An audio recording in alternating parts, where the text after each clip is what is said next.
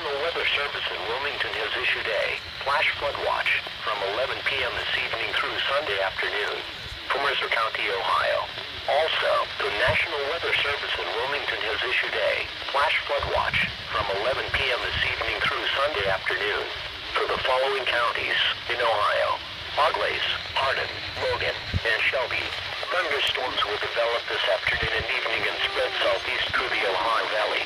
Some of these storms will contain very heavy rainfall and have an increased potential to drain over one particular area.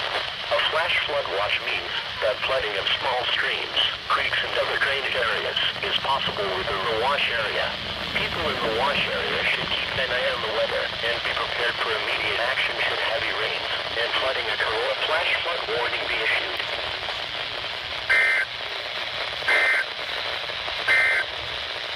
Here is a